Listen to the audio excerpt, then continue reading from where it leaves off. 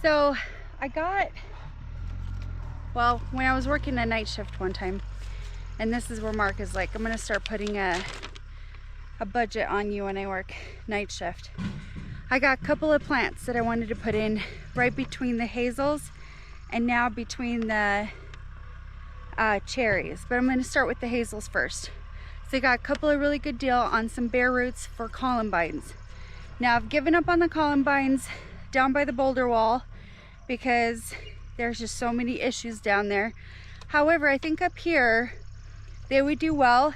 So I'll put the roots in today. I'll get them nice and wet for the next couple of weeks, and then hopefully next spring we get some sprouts. A couple of the columbines that I got a mix, which has like a mixed color, and then a white Barlow columbine, a ruby pork columbine, and a Nora Barlow columbine. So they're all like pink purple descent, and ones that's white. And they're not like a single leaf, they have like multiple blossom. So they're really pretty. I just love the way they look. So, and I got them on a pretty good deal, like where they were between $3 to $5 per root. So I thought, okay, well this is good. And they do spread. They spread really well, and I hope that they spread here because that would give a really low medium cover between the hazels and a splash of color. So me and Logan are gonna go ahead and just put them in, and then kind of mark them for Mark to put a little bit of water irrigation around them.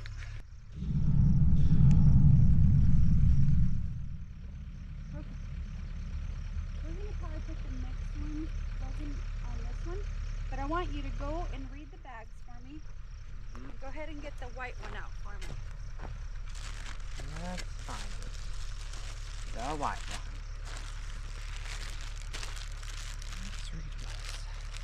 It's called white columbine, white Barlow.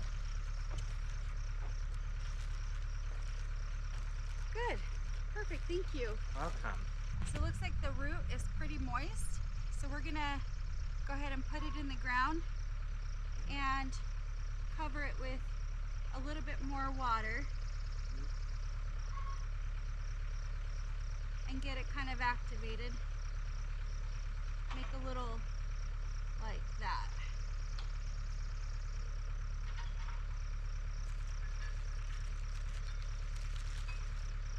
And typically these flowers, they don't need to be dug very deep. They just need to go in the ground a couple of inches.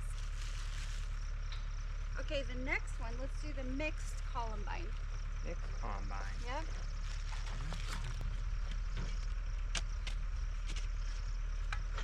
Ooh, thank you, Logan. There's 3 bare roots in here. Huh.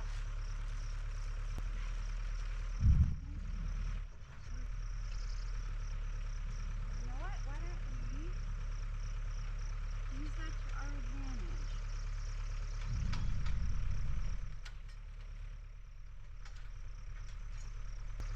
I thought there was only going to be one. I'm glad, because that only cost me like $3 and I got 3 roots out of it. So I think I'll put some over there. So I'll do a solid color, a mixed color, solid color, mixed color, and another mix over here. So that would give me 1, 2 more. Yay! That would work out. Flowers, which I love. You can bring the box over here, honey. Mm-hmm.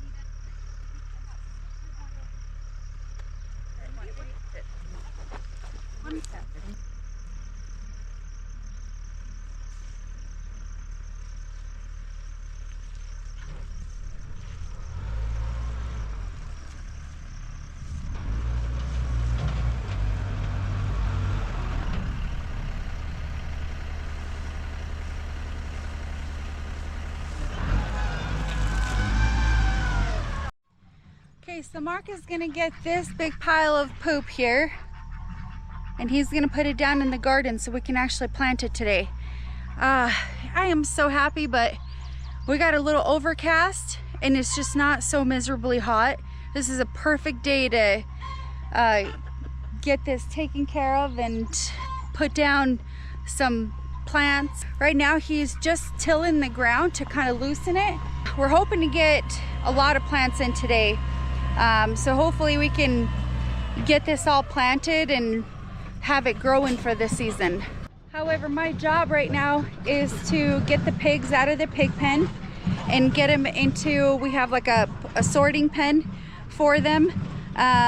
So Logan is gonna go get some feed for me and then we'll just lure them in. I don't think it'll be that bad. So once they're lured in, they could eat their pig feed. I'll give them some water and they could chill there for a minute until we can get their whole situation scraped and cleaned up. So we don't have any pig feed put in the shop. We typically fill up a bunch of buckets and just have them up in the shop, so it's easy for us to just get the pig feed to the pigs like every night or whichever. So me and Logan actually just cleaned out the Ranger because the Ranger needs cleaning out like every single day because we're always on projects of some sort. So we cleaned it out. We're gonna fill up the buckets and we're gonna go ahead and put them in the shop because we also have campers coming and we make sure our campers have as much privacy as possible. So we kind of keep everything up here in the shop and they can't hear us and we can't hear them. So it's kind of perfect that way. So me and Logan are gonna go get that done. Yeah. Yep, and he's a really, really good helper. I always forget the curly. Mm-hmm. Dang it. Yeah. That's the trick about the diesels, huh, Logan?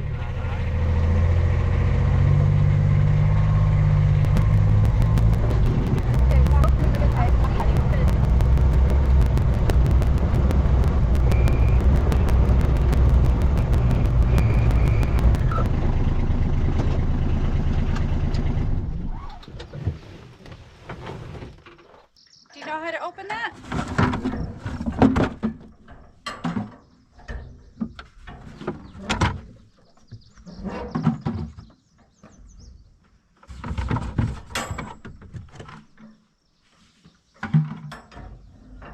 This saves us a lot of time feeding the, getting the pig feed all prepared. It just gives us a whole week that we don't have to haul it.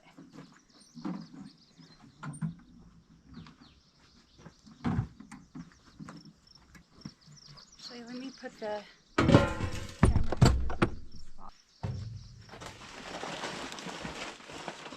Oh no, where did I put the scooper? Where did you put it? I don't know. Did I put it over there? Right here. Oh my gosh. Thanks, Logan, for keeping track of me.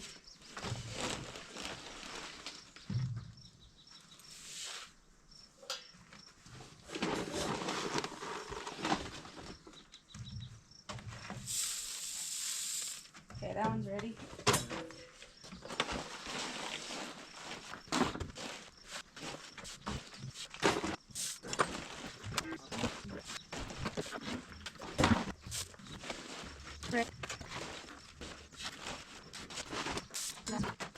Okay, so we got all the pig feed filled up in the back.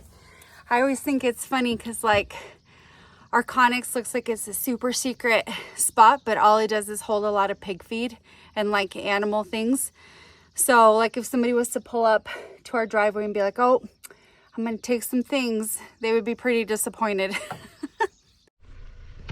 So Mark is like, how come you guys haven't moved the pigs yet? I'm like, well, I had to go get some feed.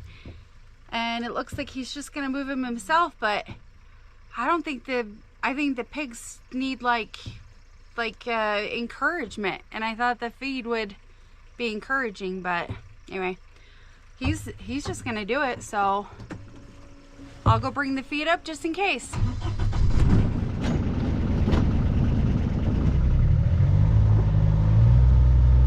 Well, apparently he moved him without feed, so I don't know, I just didn't feel comfortable doing that yet, so we'll see what happens. Yeah, you got them all moved and they're happy. I thought for sure they would need some encouragement. Oh, yeah, that needs to get scraped, huh? Here, I could do the water part. I have some phlox that didn't winter over the best.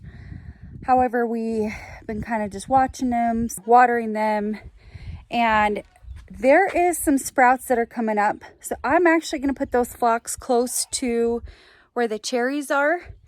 And I got another really good deal online, and I bought a bunch of different colors of gladioluses, 120 bulbs. I believe it was only like $8.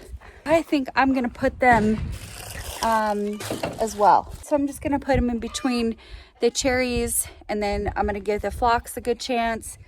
Mostly, the only reason why I'm not doing it by the hazelnuts is because the watering is going to be more of a sprinkle type by the cherries, and I have columbines that are ready by the hazelnuts. So they're all kind of mixed colors. It's going to be really pretty. I just looking forward to putting them in. Anyway, let me show you the phlox. They are rough, but I feel like they have recovered okay. And I think they have a chance. They're right here, and I don't know if anyone's ever grown these, but they're called blind lion. So at first they're all green, and then towards the fall they turn like a dark purple towards the end, like that. And they're just really a neat foliage color. But you can see like some aren't the best, but there's some sprouts on some. So I feel like we need to just put them in the ground, take them apart, expose the roots so they're not root bound, and see if they'll take. For a while we thought they were dead, but phlox are pretty hardy and they do a pretty good job, and there's so many different varieties.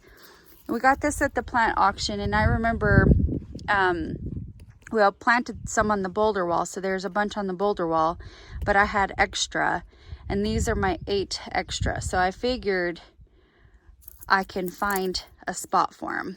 All perennials take 2 to 3 years, I feel like, to really have its full potential come out and present itself. So to have these phlox come out there along with the cherry bushes and having that dark contrast in the fall, and then the cherries, you know, I think it'll look really good.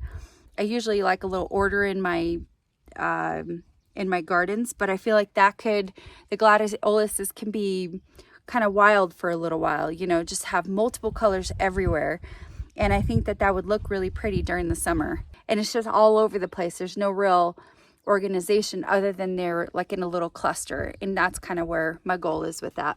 Anyways, I'm gonna get planting. Mark says that the garden's ready to go, so I'm gonna get in there and get that going. This is our last garden to plant, so it's kind of the finale, so it's gonna be amazing.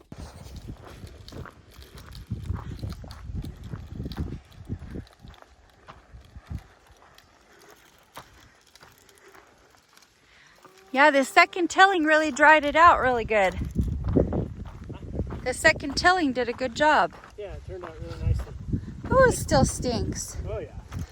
There's still a lot of moisture in that manure. Oh, I could feel that. Yeah, you got peas. Yeah, snap peas. Oh, you got corn in there. There's some, because it was in the mix of the peas. Oh, I gotcha. And then these are, I think, small red beans. Okay. They don't look like pintos. And they're just out of the food storage. Yeah. So, that's the first things to go in. Well, then I'm going to go plant my flowers right here on this edge. Is that okay? On the downhill side? Yeah. Yeah, so they can get hit by the sprinkler? Yeah. Okay. Okay. Good job. You're doing great, sweetie. As we finish putting all the seeds in, I asked Mark to take delightful pictures of me, and as you can see, my eyes are closed. But who cares about that?